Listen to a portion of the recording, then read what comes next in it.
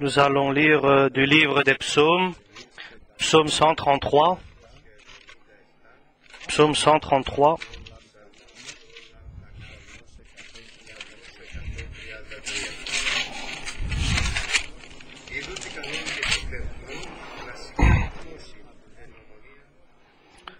Voici, ô qu'il est agréable, qu'il est doux, pour des frères de demeurer ensemble. C'est comme l'huile précieuse qui répandue sur la tête, descend sur la barbe d'Aaron, qui descend sur le bord de ses vêtements.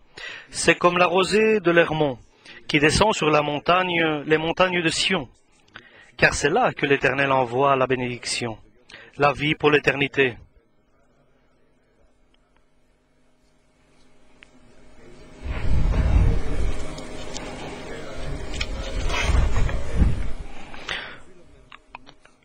Romains 15. Nous qui sommes forts, nous devons supporter les faiblesses de ceux qui ne sont pas, et ne pas nous complaire à nous-mêmes. Que chacun de nous complaise au prochain pour ce qui est bien en vue de l'édification, car Christ ne s'est pas complu en lui-même, mais selon qu'il est écrit, les outrages de ceux qui l'insultent sont tombés sur moi. Or, tout ce qui a été écrit d'avance l'a été pour notre instruction, afin que par la patience et par la consolation que donnent les Écritures, nous possédions l'espérance.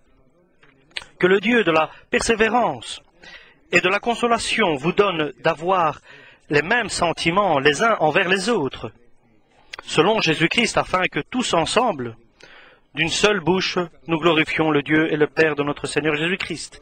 Qu'il est bon, qu'il est agréable que les frères soient ensemble et qu'ils demeurent ensemble.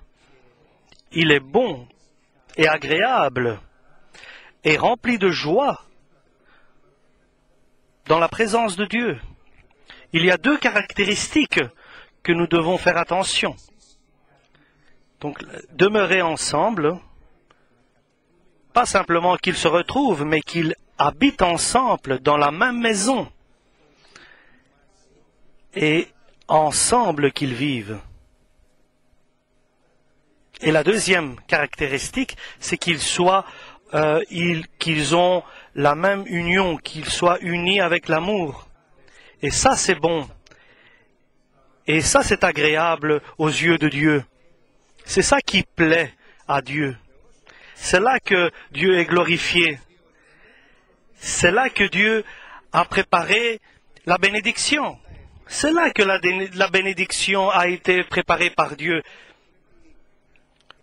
Et nous devons faire attention à quelque chose de précis.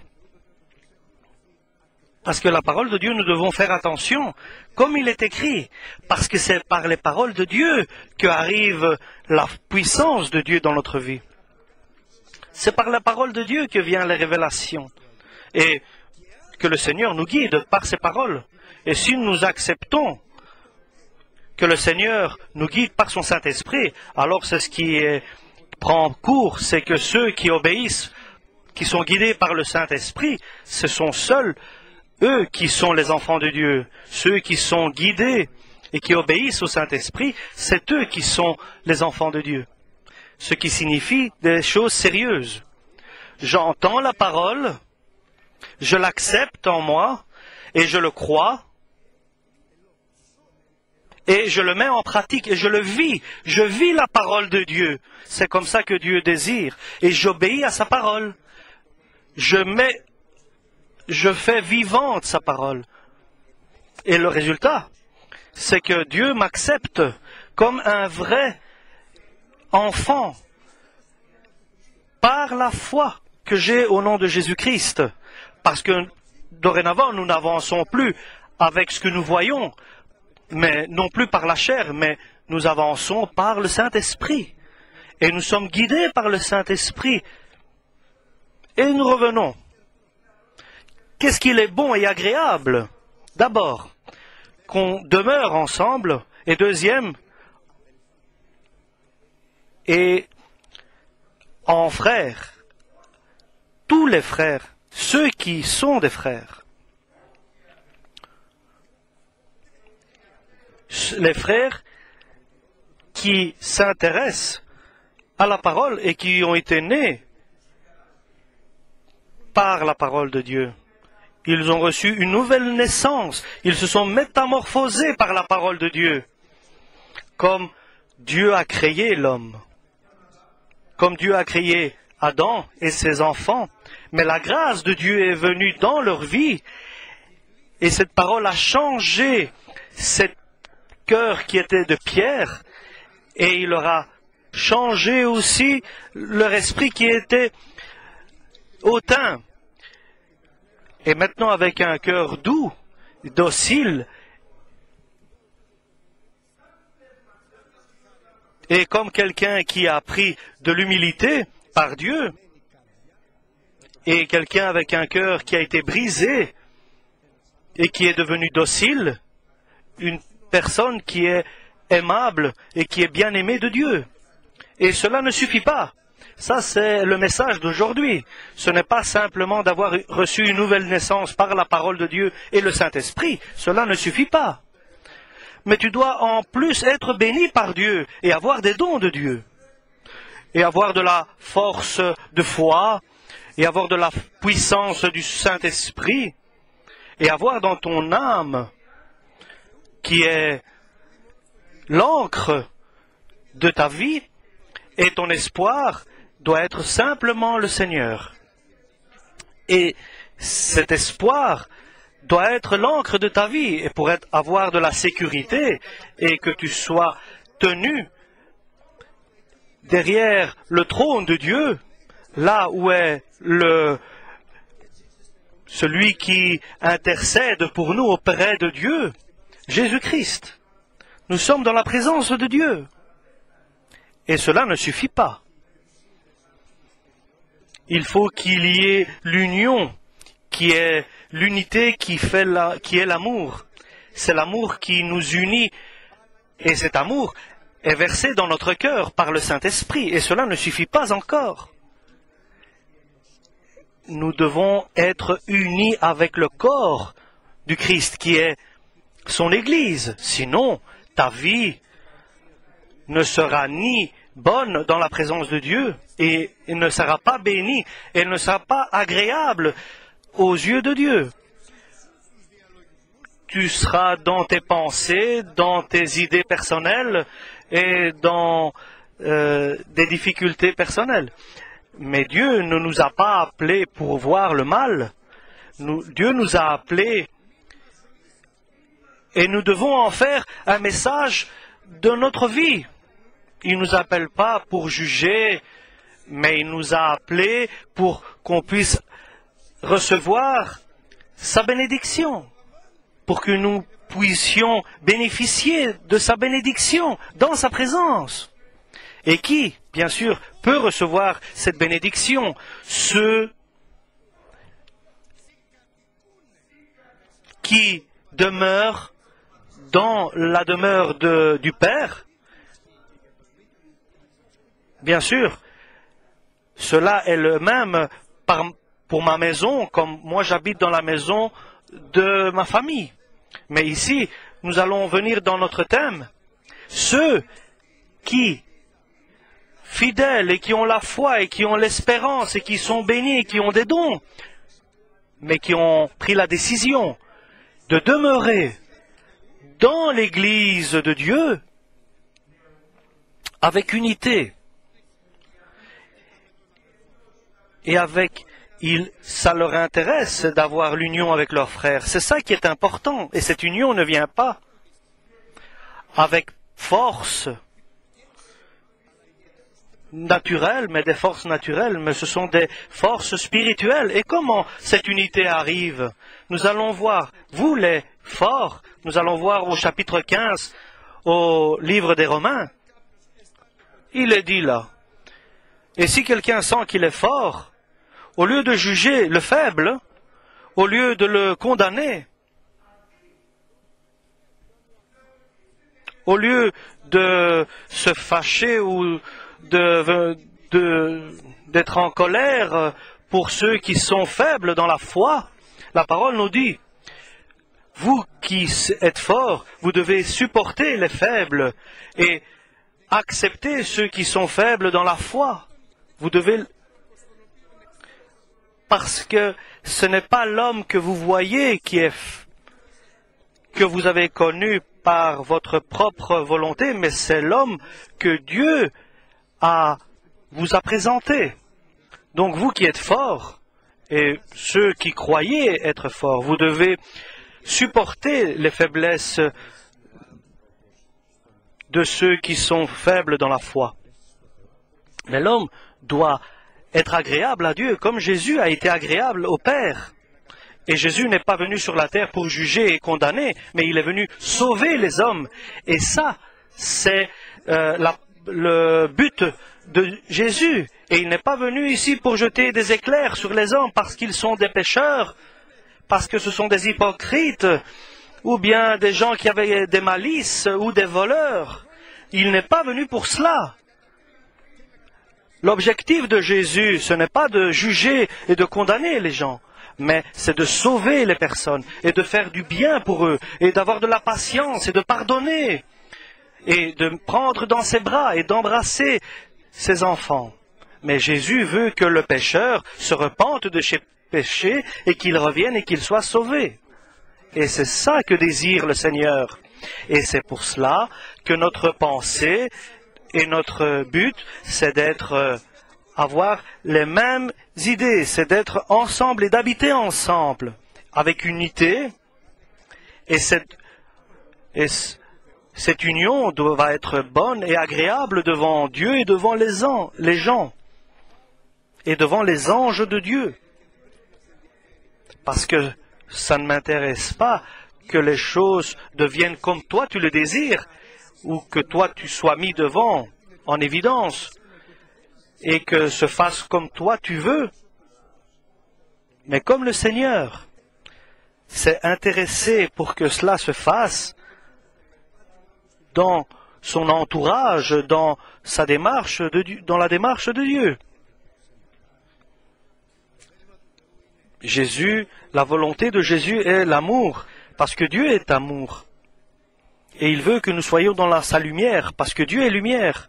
Aujourd'hui donc, frères, nous allons demander la volonté de Dieu par ce qui est agréable à Jésus, parce qu'il est écrit, ceux qui n'ont pas l'esprit de Jésus, ils ne lui appartiennent pas. Ils ont peut-être reçu la nouvelle naissance, ils sont bénis, ils ont de l'espérance, ils ont de l'amour et des dons, et ils ont gloire à Dieu. Ce n'est pas à eux, c'est Dieu qui leur a donné, mais ils n'ont pas de joie. Ils ne sont pas agréables aux yeux de Dieu. Dieu ne peut pas les rendre visite et les guider par le Saint-Esprit dans sa volonté. Et ils n'avanceront pas par la volonté du Saint-Esprit, mais ils seront guidés par leur propre cœur. Mais le Christ nous donne un conseil aujourd'hui, que chacun qu'il plaise à son prochain, pour le bien, pour l'édification, et que chacun de nous qu'il plaise à son prochain.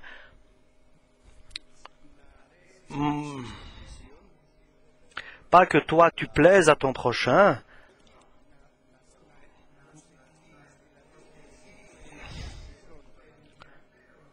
pas que toi tu lui pousses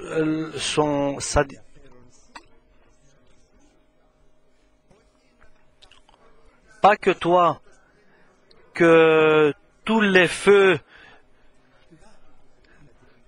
des médias soient tournés vers toi, mais que cela est tourné vers ton frère.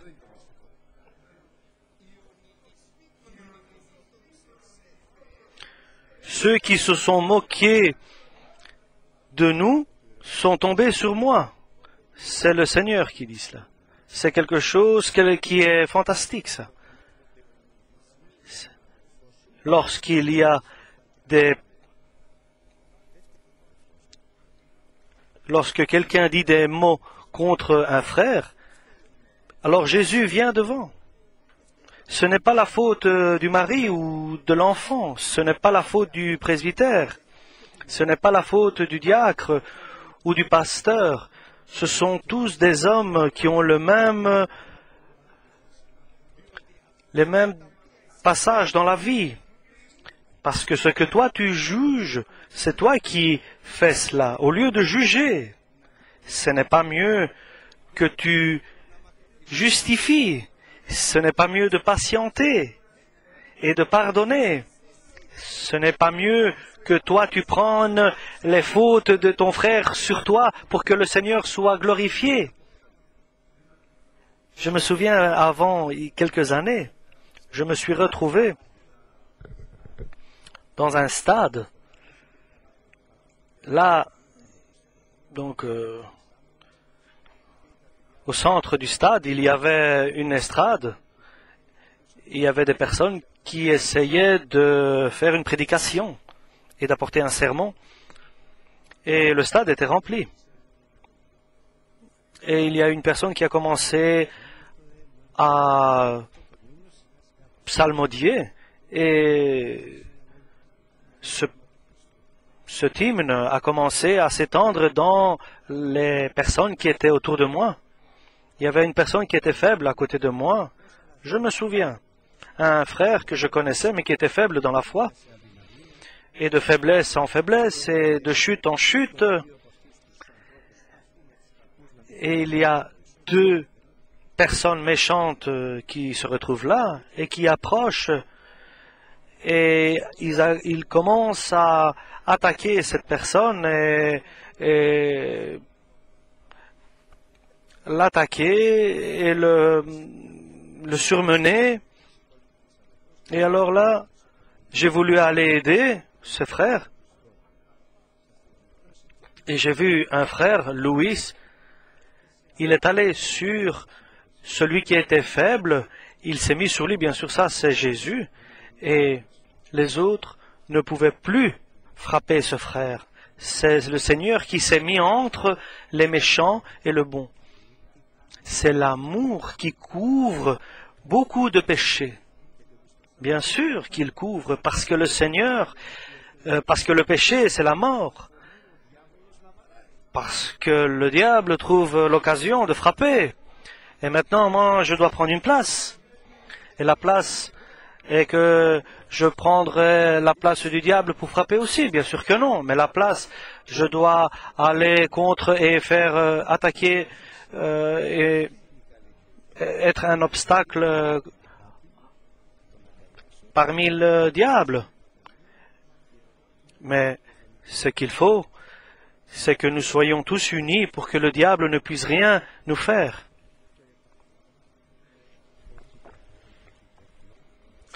Qu'est-ce qu'il est bon et agréable que les frères demeurent ensemble. Ceux qui puissent le comprendre, parce que tout le monde ne peut pas comprendre cela. Mais Dieu voudrait que tout le monde le comprenne, mais ce n'est pas possible que tous le comprennent. Parce que de l'intérieur de nous, de notre cœur, les pensées charnelles doivent partir et notre cœur doit être purifié complètement par le sang du Christ. Et nous devons apprendre à être patients et pardonner. Et nous ne devons pas plaire à nous-mêmes, mais nous devons plaire aux autres, comme Jésus a fait. Selon qu'il est écrit, ceux qui se moquaient de Jésus, c'est lui qui est entré, qui est venu entre nous et nous a délivrés de ces moqueries qui venaient sur nous. Tous les moqueries qui allaient vers les personnes, vers Dieu, c'est Jésus qui s'est mis entre et qui les a pris sur lui. Parce que le diable ne peut pas toucher le Christ. Le diable ne peut pas attaquer et vaincre le puissant. Et le diable ne peut pas attaquer une église qui vit avec unité et qui soit ensemble par l'amour de Dieu. Et le diable ne peut pas intervenir dans cette église. Et là, il perd toute sa puissance. Et le vainqueur, c'est Jésus. Et dans ces vainqueurs, et bien sûr derrière le Jésus est chacun des frères. avoir un tel objectif dans la volonté d'être parmi les frères pour créer l'unité. Le Dieu de la patience est celui qui va consoler et celui qui donne la patience.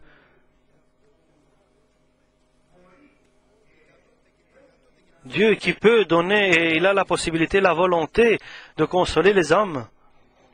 Ce Dieu-là, de patience et de consolation, qu'il vous donne tous.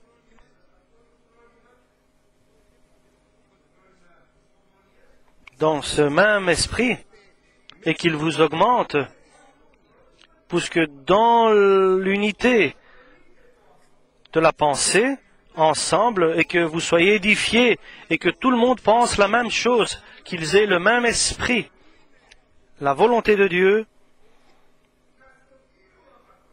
que soit sauvé, et le but, c'est que soit sauvé le pécheur, et que le faible puisse prendre de la force. Et celui qui est illégal se repente de ses fautes, et que vous ayez tous ensemble les mêmes pensées. Et ensemble, glorifiez Dieu pour que Dieu soit parmi vous glorieux. Glorieux dans ta famille, glorieux dans l'Église, glorieux dans ton entourage. Et pensez un peu que le Seigneur aujourd'hui nous fasse comme cela, une Église bénie, où là demeurent ensemble les frères, et que tous les frères, tous ensemble, avec une unité qui nous rapproche les uns les autres, et que nous nous occupions pas de notre propre volonté, mais d'abord pour les autres, nous occuper d'abord pour les autres, et pas nous occuper pour notre propre justification et bénédiction, mais d'abord pour la bénédiction et la justification des autres. Et en voyant une église pareille, c'est parce que c'est une famille de Dieu, dorénavant, là où ils vivent ensemble, et leur maison est l'église. Et tout ce qu'on reçoit comme mauvaise langue des autres, toutes les méchancetés qu'on reçoit, c'est le Christ qui les prend sur lui. Toutes les critiques que nous recevons, c'est le Seigneur qui les prend sur lui. Et nous restons unis dans cette Église. Et là, bien sûr, le Seigneur est puissant dans cette Église-là. Il sera puissant. Est-ce que vous pensez qu'il ne va pas œuvrer avec toutes les puissances du Saint-Esprit? Est-ce que nous ne verrons pas des choses grandioses, des choses inimaginables? Et c'est nous qui allons rendre le petit Christ qui était dans l'étable. C'est pas ce Dieu qui sera le souverain puissant, celui qui est... C'est un Seigneur comme cela que nous voulons dans notre vie. Nous voulons dans ta vie personnelle et dans notre vie ecclésiastique, nous voulons un Seigneur souverain parce qu'il a tenu sur lui nos fautes. Il a tenu et demande à Dieu qu'il te donne de la force pour garder les faiblesses de tes frères. Et nous allons voir. Nous te remercions, Seigneur, pour ta parole. Et cette situation, c'est comme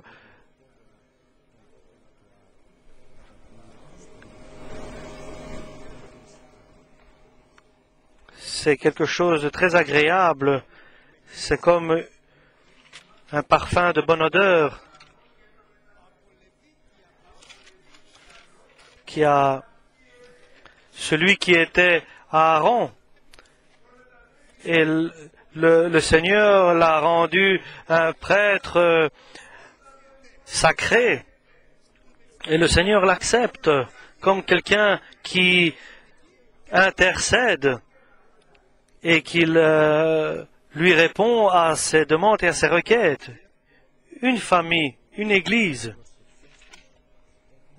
lesquelles leurs prières ont une puissance du Messie. Que ta prière soit puissante.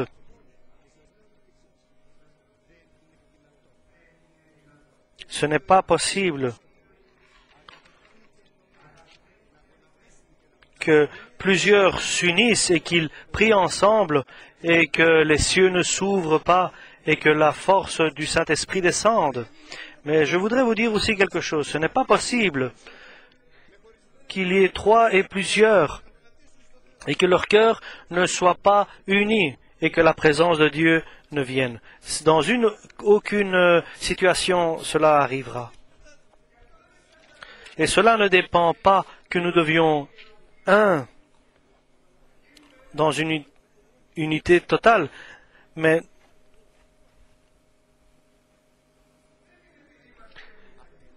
ce n'est pas parce que nous sommes parfaits que nous allons devenir mais nous devenons un. C'est celui qui est parfait qui viendra nous rendre parfaits. C'est le Seigneur qui va nous rendre parfaits. C'est le Seigneur qui va nous rendre un. Et ce n'est pas seulement ça. C'est aussi comme la rosée d'Hermon qui descend sur les montagnes de Sion. Et ceux qui habitent à Jérusalem, ils connaissent le temps qui fait un temps doux.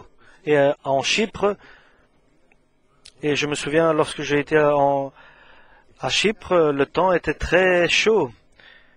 Et chaque après-midi, il y avait un vent qui venait des montagnes. Et les Chypriotes le connaissaient. Et chaque après-midi, il y a un petit vent qui vient de fraîcheur. Et cela m'a fait J'étais très étonné de cela. Et il y avait un petit vent qui arrivait. Et il changeait complètement l'atmosphère. Et tout le monde attendait que ce petit vent arrive pour que cette chaleur qui était étouffante s'en aille. Et je me souviens, c'était une période en 86, et lorsque nous avions...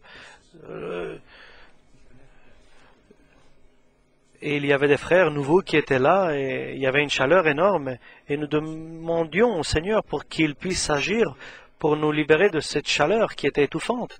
Et comment nous allons prier dans cette chaleur? Et soudain, il y a eu un vent qui était venu de fraîcheur, qui était venu de la montagne, et quelle fraîcheur, et nous avons été tous détendus grâce à cette fraîcheur.